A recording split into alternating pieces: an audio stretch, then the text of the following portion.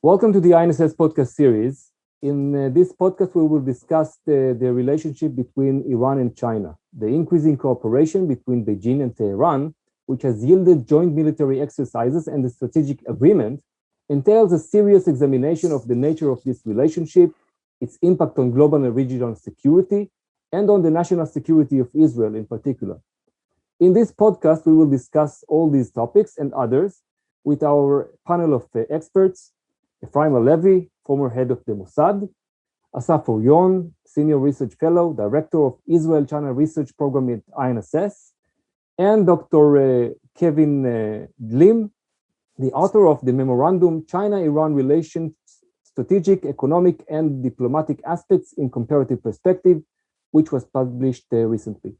Hello, and thank you very much for joining us. So I would like to begin with an introduction of this subject in a general perspective. The relationship of Iran and China, what makes it an area of concern for us in Israel and for our allies in the West. And I would like to ask you first, Efraim, how do you see this issue in the context of regional conflicts, which involve Israel, of course, and the global conflict between the United States and China? I think we have to spend a minute and a half on history. History between us and China is a history in which we had confrontations on the key issue from our point of view in the Middle East, and that is the nuclear issue. And the Chinese gave support to Iran in the nuclear field. They already have the tradition of showing off the center they built in Isfahan. And when it comes to the question of how the nuclear issue is assessed as a threat from their point of view, I will say that I once met an expert of theirs and a senior expert, and he said to me, the nuclear issue is not a threat to China. There is no possibility that the Iranians will attack China through a missile or any other way. But the threat, an existential threat to Iran, to China, is if the price of a barrel of oil will become $200 per barrel. And I think that we have to realize that the Chinese way of thinking is totally different than ours because the circumstances are different. They are a world power. They are now close to become almost, shall we say, crowned the second world power in the world, and people will say in certain areas even the number one. And number two, I think that they are concentrating on the world as a whole, which they didn't do in the past. They are on all five continents, and the Middle East is a continent which is of interest to them, and they want to increase their presence here, both economically and also strategically, and also militarily, both in the maritime area and also in all the other areas. I think that is the matter we have to see, and in all these issues, our views, theirs and ours, are totally different. I don't say they always conflict, but totally different. The interests are different, the calculations are different, and even I might say the relative power of Israel compared to the relative power of China is also something one has to mention even today. So your remarks about the relevance and the impact on Israel of this relationship between China and Iran. We try to approach it from a policy point of view. And within the Israeli policy design, there's an imagined partition between economy and security. So on the one hand, we have China, who's often spoken of as a friend, as an economic partner, maybe one of the most prominent economic partners.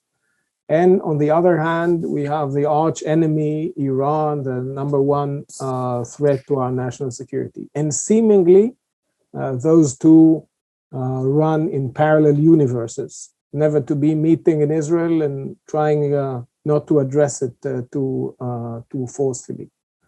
However, this is a dramatic encounter between the number one threat to Israel's national security and a very important trade partner. And imagining that those two have no linkage nor implications is, as I said, an imagined partition. And what we are trying to address in this effort of research, both of Kevjn's memorandum and two other articles we've authored, is to shed light on the linkages, on the implications. Israel is more accustomed to thinking about China and national security through the lens of its relations with America. But at the same time, when you follow what China and Iran is doing, Israel needs to pay more attention to the actual linkages between its economic relations, which with China are never purely economic, and China's relations with Israel's number one threat. So Kevjn, your follow-up on this issue and maybe other areas of concern that we should consider. Yeah, so I think like what Efraim and Assaf have mentioned, there are opportunities and threats here, right? On the one hand, China and Iran, if you look at it from the regional perspective, there are strong ties. Iran is, of course, an important partner for China in the region. It's not necessarily the most important, as we've seen in the memo. China has sought and continues seeking to balance its ties, especially with Saudi Arabia, countries like Saudi Arabia and the UAE. But China, like has been mentioned, China has also helped Iran basically stand up its civilian nuclear program, its artillery rockets, its cruise missiles, so on and so forth. So there is this element of threat in there when it comes to Israel. But there are also opportunities, and this is one of the main messages of the memo. And this is that there are interests between both countries that don't always align, China and Iran. And I'll just name a few, just in interest of time. And one of them is that for China, the Middle East is China's been involved in the Middle East in an economic sense. It's all business, and China doesn't really have very prominent security deployment here, and that's also because it's been a free rider on the back of America's security provision.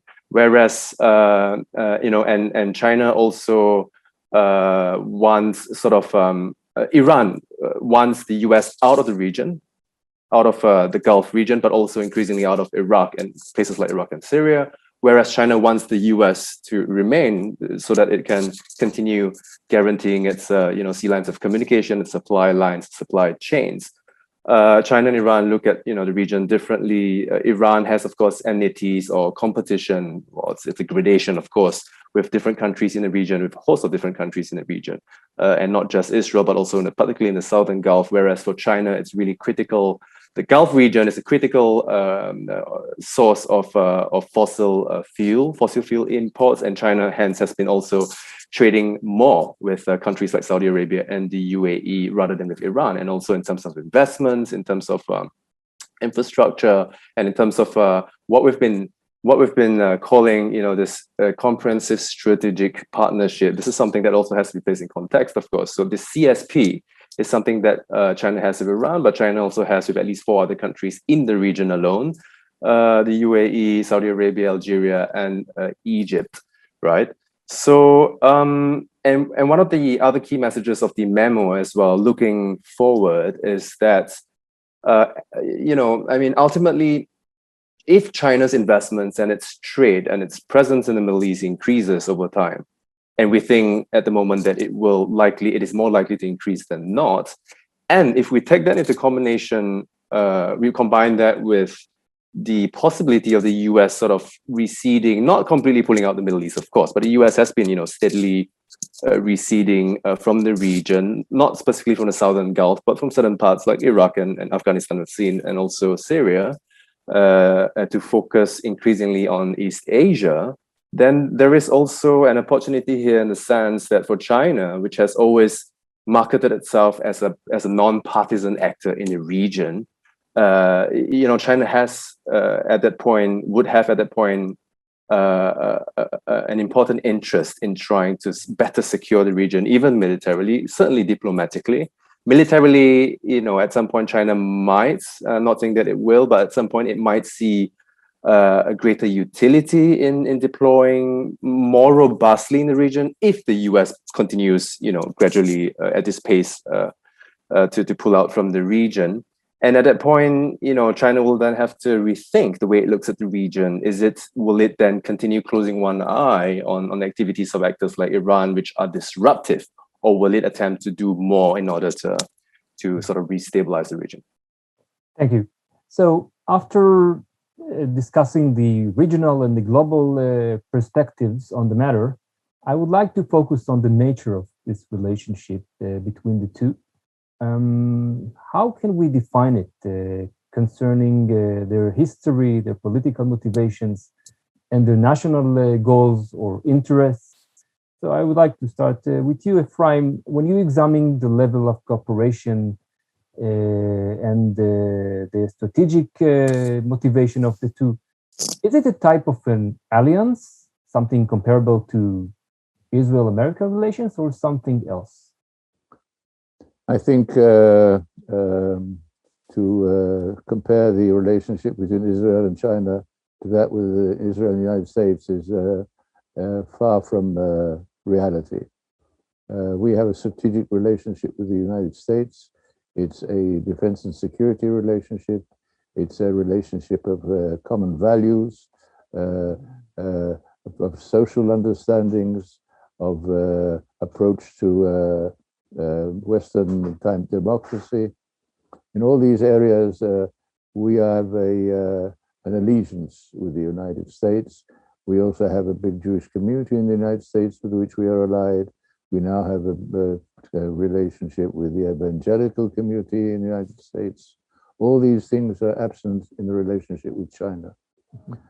Israel was interested in the relationship with China and saw China as a threat in two areas. I mentioned the nuclear threat before. We also saw the logistical support, the banking and money trail support for terrorism, which the Chinese supported.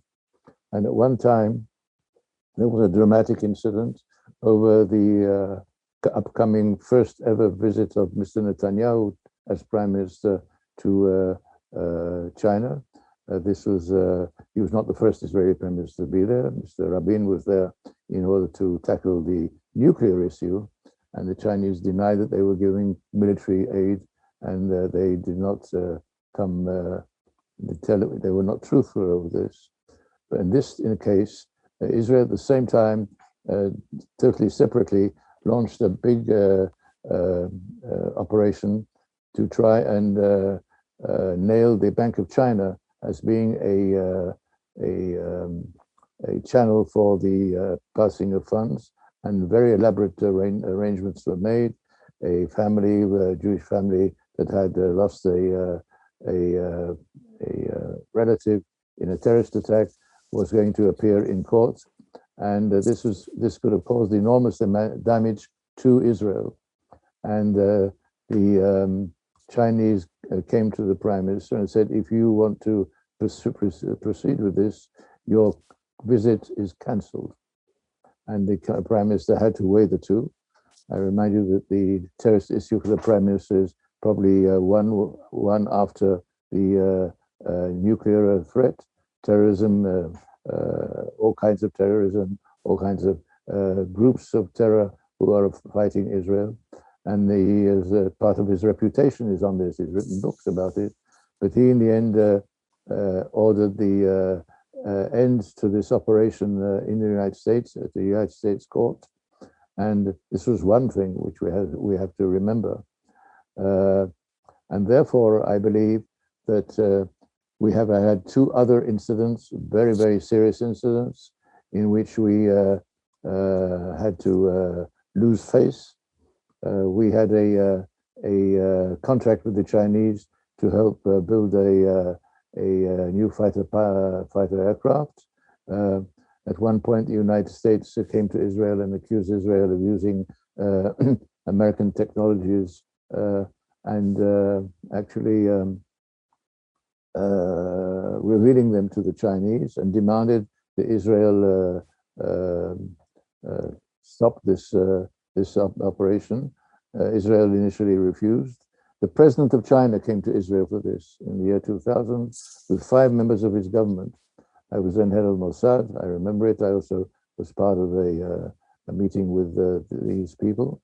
And the president stayed here for 5 days, 5 full days, trying to get Israel not to break the agreement. Israel in the end broke the agreement. It was punished by the United States in one way. I'll not go into details. And then came the negotiation with the Chinese, how to settle this rupture. And I'm not at liberty to reveal the terms or the way this was settled. All I will say is that it was a very painful settlement for Israel. And I think this is indicative of what China is about. There's one point I'd like to say, to add to what was said before. The Chinese here are not only working on the economic field, they're also working on the strategic field. They have a military base in Djibouti. It is a symbolic base, but the Chinese always deal with symbols and afterwards take a symbol and develop it to something more. They have the string of pearls, all the ports from the South China Sea up to and including the East Africa and Port Sudan and other ports along the eastern shores of East Africa, all along. And there's now talk of the Chinese trying to set up a port in the Emirates, and strong pressure of the Chinese to get there. And there is a lot of apprehension about this between the Emirates. And at the same time, there's an effort by the Russians to let that the Emirates should allow them to station a Russian military squadron of aircraft in the Emirates for their political and strategic needs. So I think that the issue here is not only Israel-China relations and how the economics work out. And now we have one last point of contention. I'd like to mention it here. That is the port which is being built in Haifa, which is a port which is adjacent to the Israel port for Israel submarines. And the United States has been very, very, very assertive in trying to deal with this issue. It is not yet settled at the moment. It's an issue which is being dealt with, shall we say, beneath the radar, so to speak. But it's a very, very explosive issue, because the United States is insisting on this. They have said that if this issue is not settled properly, they will no longer allow ships of the 6th Fleet of the United States to visit Israeli ports. And this is not just a symbolic step, it also has, I think, strategic consequences. So I think it would be a mistake to say that the problem is basically almost only how we level off our economic and our other interests related to economy and related to exports, imports, and so forth in the civilian field. No, there are serious strategic issues which are on the table, or shall we say under the table, but very, very prominent under the table. So from the assessment of Israel-China relations, we would like to move forward to the relationship between China and Iran. And Assaf, what makes this relationship complicated, maybe not less than the one with Israel, and how does this affect the scope of cooperation and the future of this relationship? For Westerners watching this relations, there's a tendency to draw it or portray it as an all-weather, all-terrain, 24/7 alliance. So China doesn't do alliances. They have many partnerships. They have a full vernacular of terminologies for partnerships and relations, but they don't do alliances. And these relations between China and Iran are laden with contradictions and tensions between them. Kevin discussed some of them, but I'll mention a few.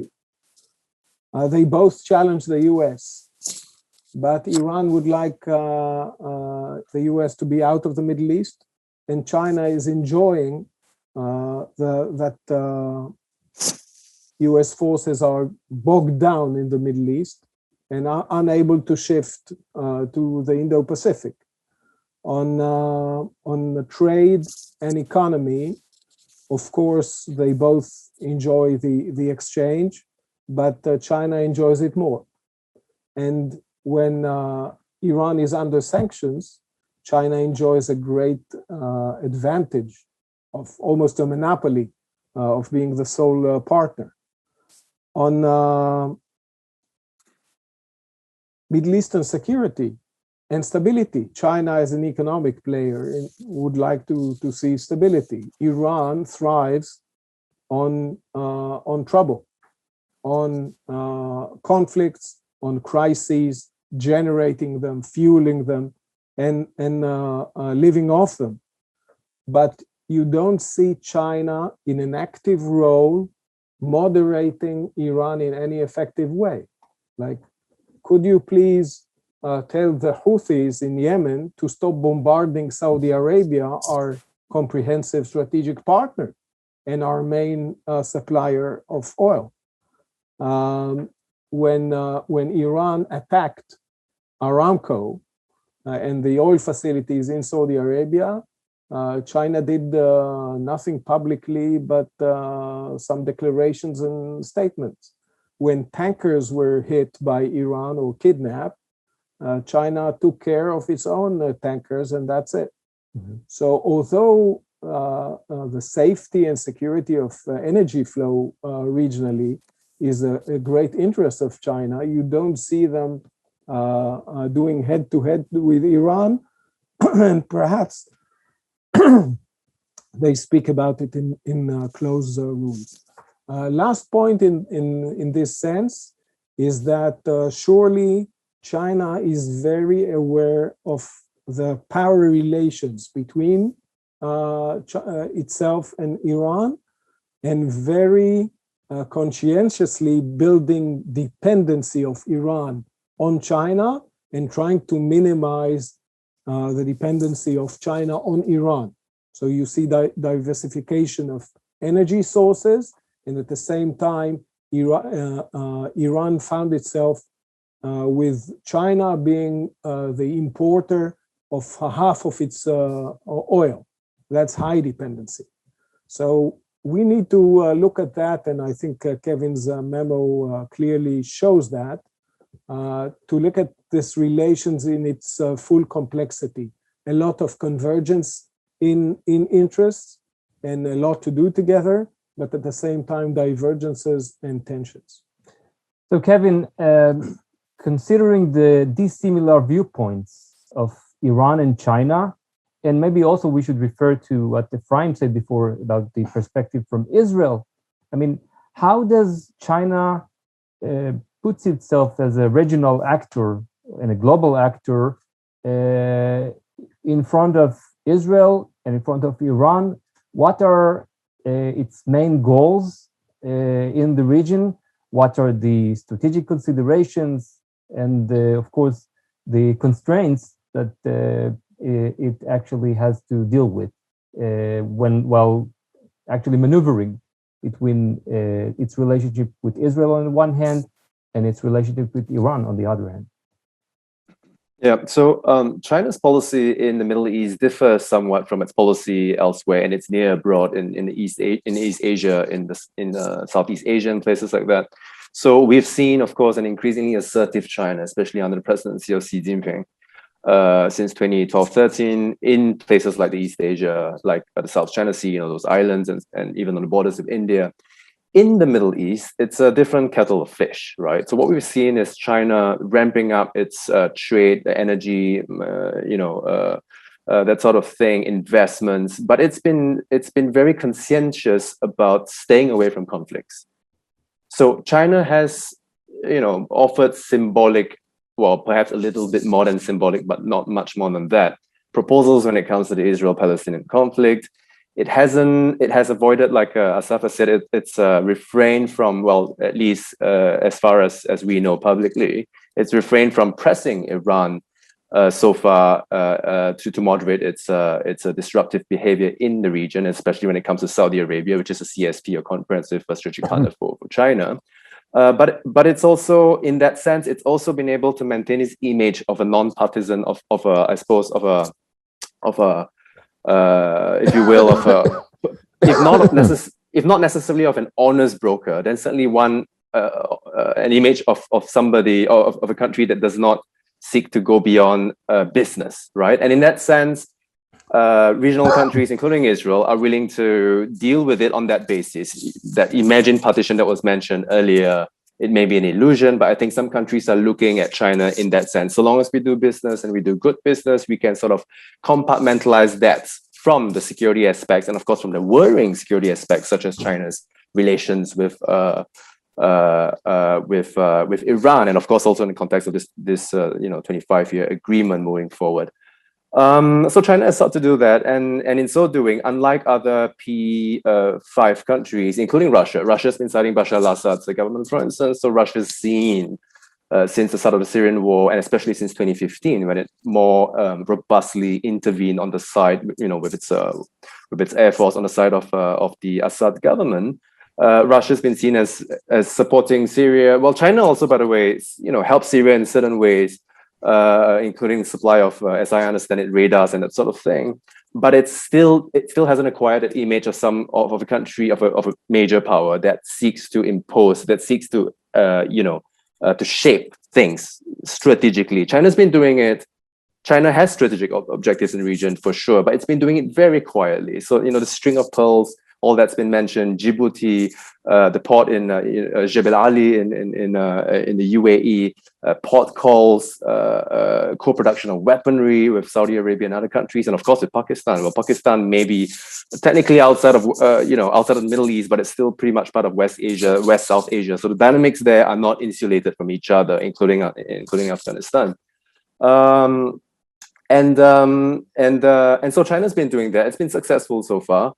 And from Israel's point of view, I think, this is something that probably looking forward with the current government or in future governments, this is something that we certainly have to take into account. I mean, a memo, of course, mentioned some of these things, but just looking at the bigger strategic picture, what China seeks to achieve in this region, it's certainly not all about economics. There are important strategic aspects to this as well. So let's discuss the impact on the region in terms of actors that are involved, as well as the challenges and the hazards that this developing relationship between China and Iran pose to the region. And maybe we should also refer to Russia, that is involved and has a unique history with China in view of their border. Efraim, what does this actually makes to the involvement of China in the region? Is it the kind of competition?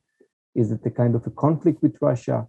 How do we understand the Russian involvement as a factor on the topic of our discussion? Russia today is not the power that the Soviet Union was. Probably if President Putin was in the room, he would disagree. But the fact of the matter is that the status of Russia internationally has been hurt because of the weakness of the Russian economy, because of the results of the dismemberment of the Eastern Bloc, which included European countries in Central Europe. And Russia is in a different mood and a different mode today.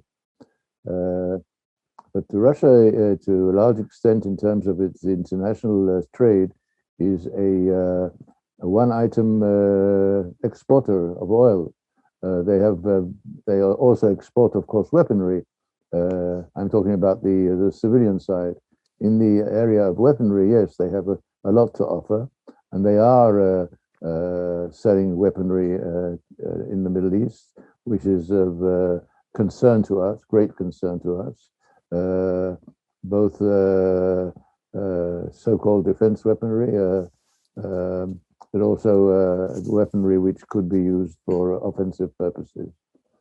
But I think that Russia today is also going through a transition, and it could well be that the Russians, Chinese confrontation of the 50s, which is 70 years ago, when the Chinese demanded the Russians provide them with in the science and know-how for creating nuclear weaponry, and the Russians refused. And in the end, the Chinese went alone and they found their own way. Today, China does not depend on Russia. And although it is very conscious of the fact that it has to respect the personal position of the Russian president and so forth, nevertheless, the balance of my view, the balance between the two has dramatically changed in China's benefit. In the Middle East, of course, we have the Russians active in Syria. We don't have the Chinese active in Syria militarily at the moment. But I remind you that there was also an attempt to create a reactor in northern Syria, which was a North Korean project, and which Israel ultimately razed to the ground with an aerial attack. And that is a serious issue. Up till recently, I think also the Chinese tried to put on a face of of benevolence. They are helpful. They are benevolent. They are investing massively in the Middle East. They're building a new city in Egypt. The new capital of Egypt is being built by the Chinese. They also more or less control one of the major ports in Greece as well today. There's talk of the Chinese sending a flotilla of sea equipment. I don't know what kind of ships we'll see, for a kind of a visit to the Mediterranean by the Chinese. I think this will come about very, very soon. And this is something nobody can resist, whether they'll want to visit Israel or not, and what Israel will or will not do. My guess is that Israel would prefer not to play host to a Chinese visit, not because of what could happen in the intelligence field, but also because this could have a disastrous effect on its relations with the United States.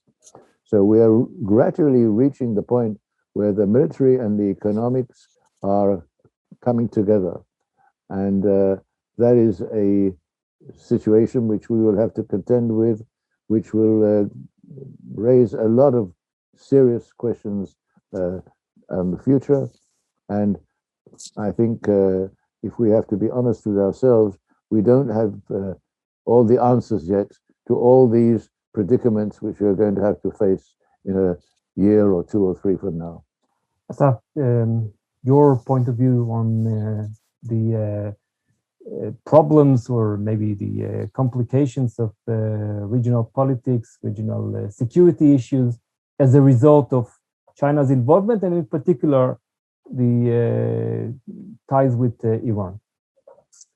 Since Israel and many others see Iran as the main antagonist and the main destabilizing force in the Middle East, above the structural imperfections, the China-Iran axis is perhaps the most concerning to all.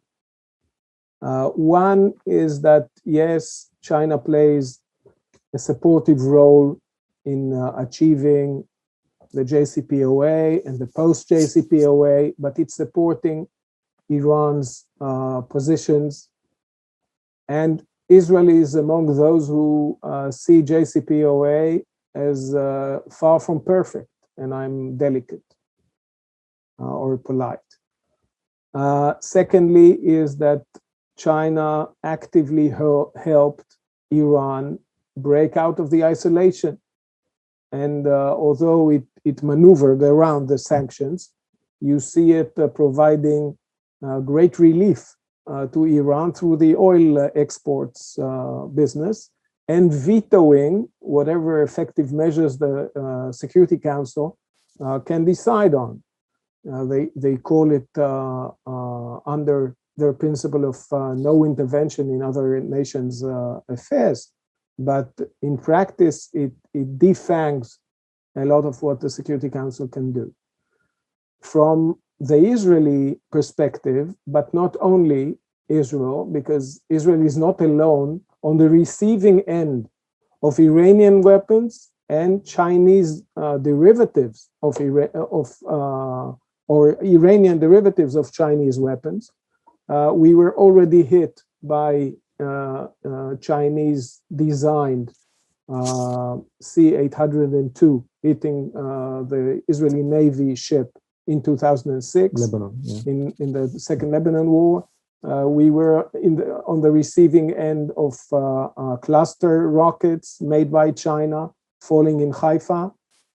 And as we're looking at this, the outlines of the new agreement for a comprehensive strategic partnership, and as we see on the actual activities, as analyzed in Hidai Segev's article, we see an acceleration since 2013 of the military contacts, military dialogues, military cooperation, joint exercises, port calls, high-level official visits, and general understandings on common or joint development of weapon systems, technologies, intelligence, and cyber.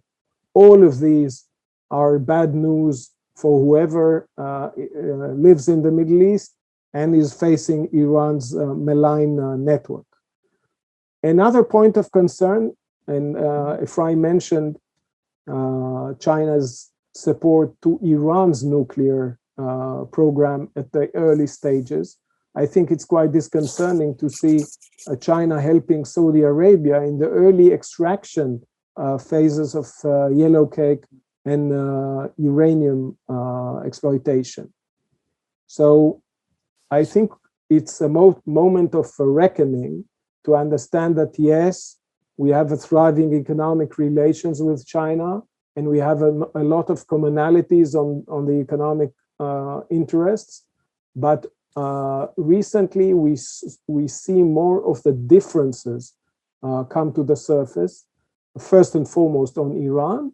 And as we've recently, last month, we've seen at the backdrop of the Gaza conflict, we heard China in very sharp terminology criticizing Israel, and I think stepping quite far from its usual vocabulary of friendship and win-win and mutual respect.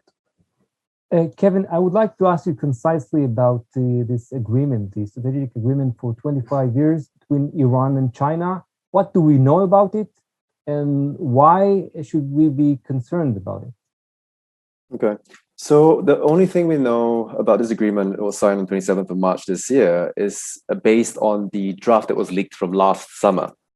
What I think at the moment is that this agreement, whose details have not been, published in full, it probably is not different from the leaked draft, or at least not significantly different. And importantly, and this is something that both foreign ministries of Iran and China have also confirmed, is that there aren't figures involved in this draft, in this agreement, other than 25 years. So they're not talking about figures, investment figures over how many years, etc. Look, by and large, it's something that covers everything, and you might say nothing. It covers pretty much, it also covers intelligence and military cooperation and that sort of thing, of course, oil, but also a host of civilian areas, IT, education, tourism, clean energy, that sort of thing. I think that the aspects that we ought to be looking at, I mean, from a strategic point of view, are obviously aspects that include things like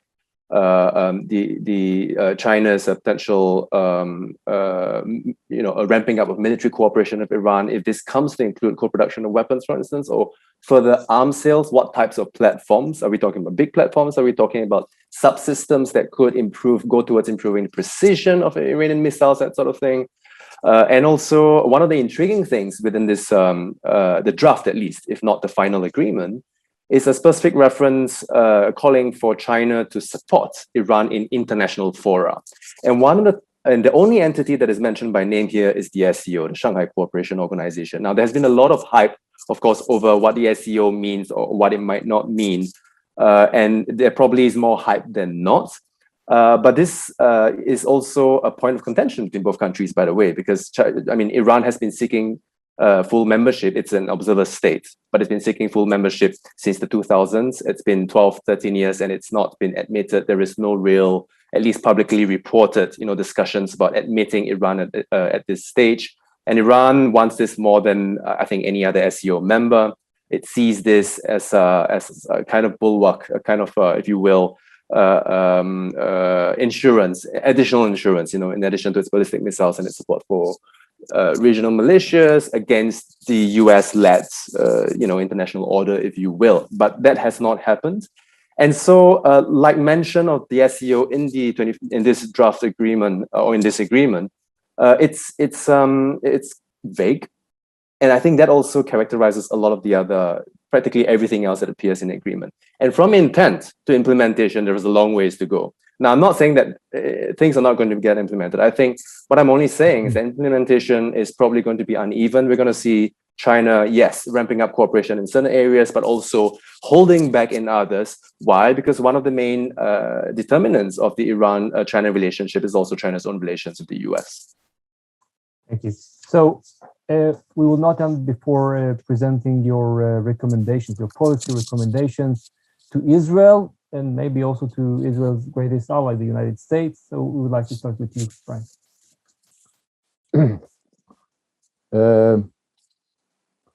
I think,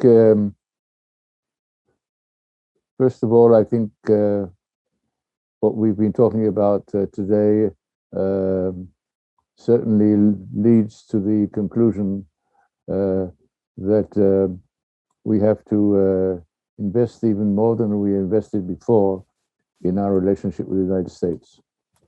I think the strategic importance of the relationship between Israel and the United States is not just a relationship which is a regional one, but it has international connotations.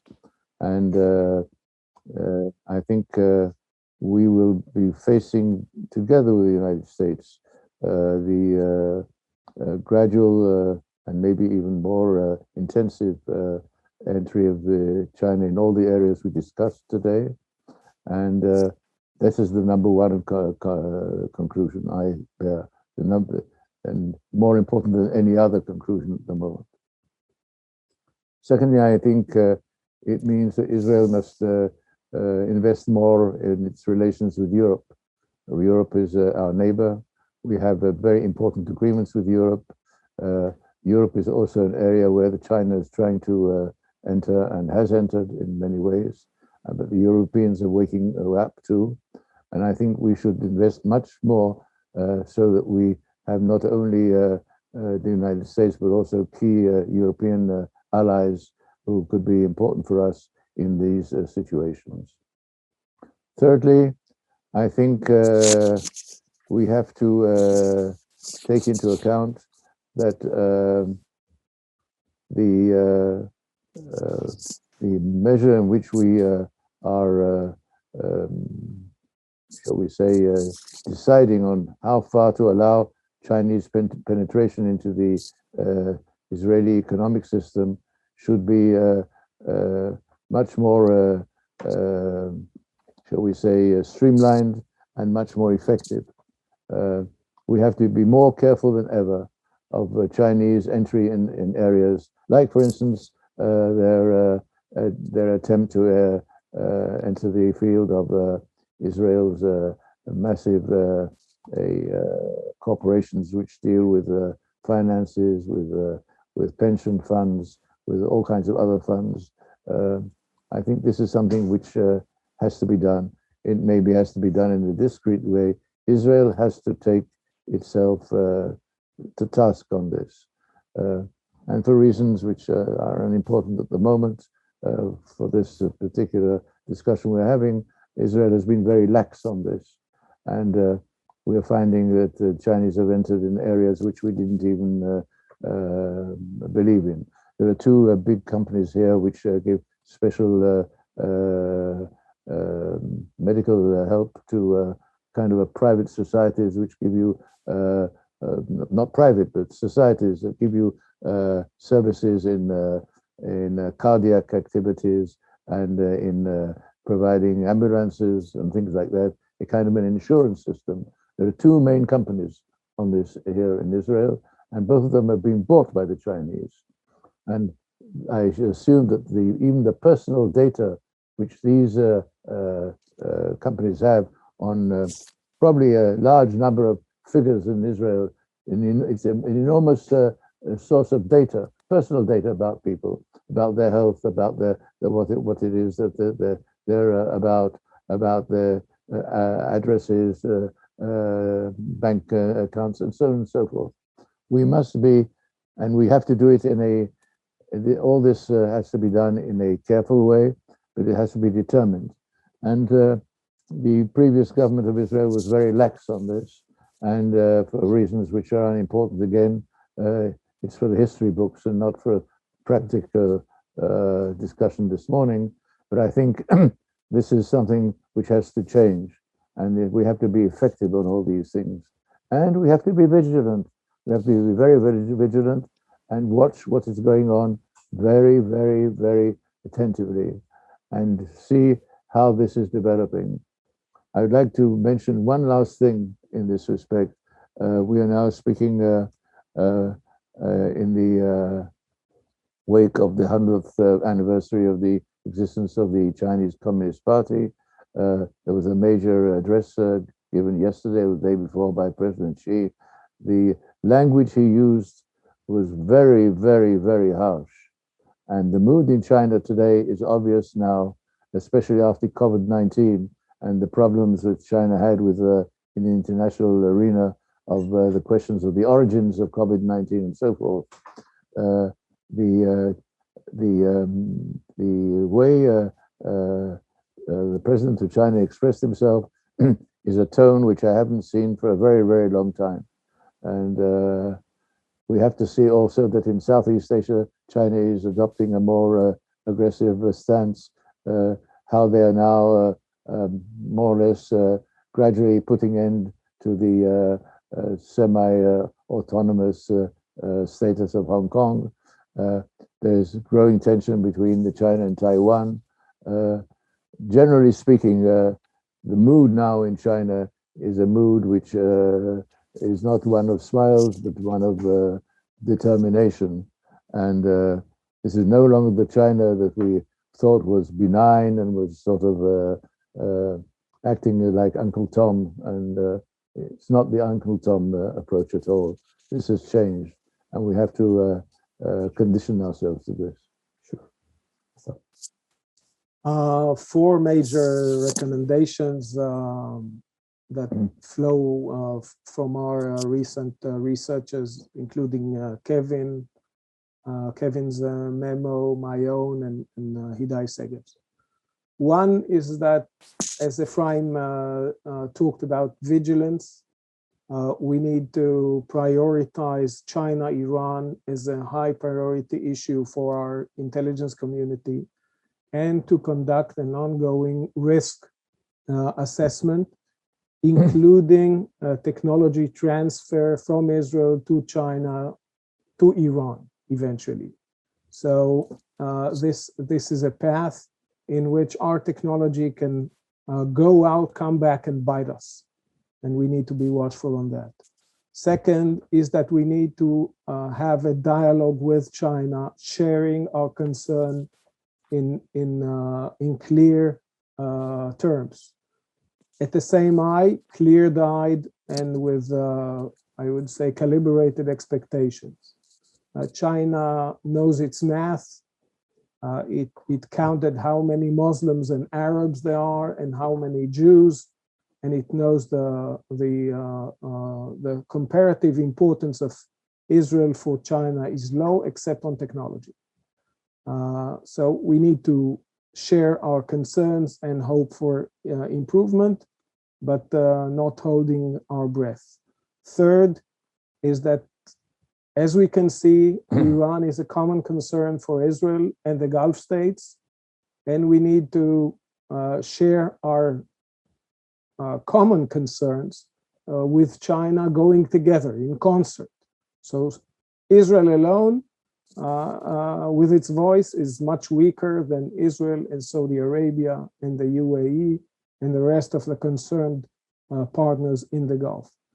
And last but not least, perhaps the most important thing, is that the convergence of this axis of Iran and China is not only the match point between Israel's important trade partner and its number one threat, but actually the junction between Israel's number one threat and America's number one threat.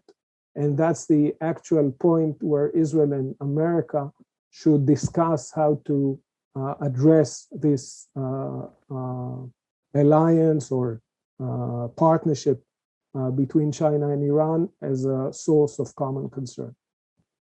Kevjn.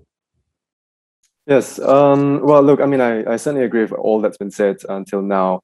I also want to point out, attention to something. When the memo was put out, there were reports, I think, by Jerusalem Post, and this was, carried on also by reverberated in other media, saying that the memo suggests that China can save Israel from Iran.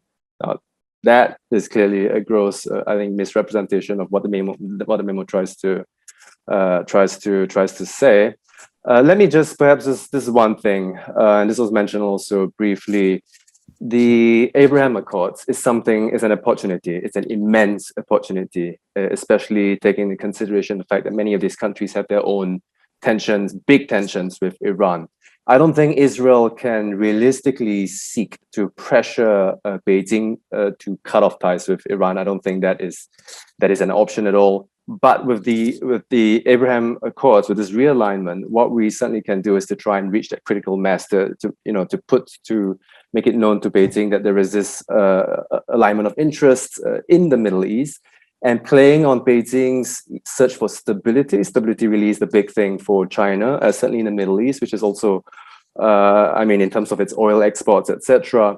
And also taking into consideration the way China touts itself as a non-partisan actor. Stability, non-partisan actor, Abraham Accords, ultimately for Israel and its partners in the region to get China to rethink the way it has been approaching national security, not just economics, but national security in the region, and certainly and specifically with respect to Iran. Not to cut off its ties with Iran, because I don't think there's any relationship between how China sees Iran with China's own relations with countries like Israel, but to moderate in moving forward Iran's behavior to some degree. And this brings us to the end of the podcast. Efraim, Assaf, and Kevjn, Thank you very much for being with us. Thank you. Thank you very much. Thank you.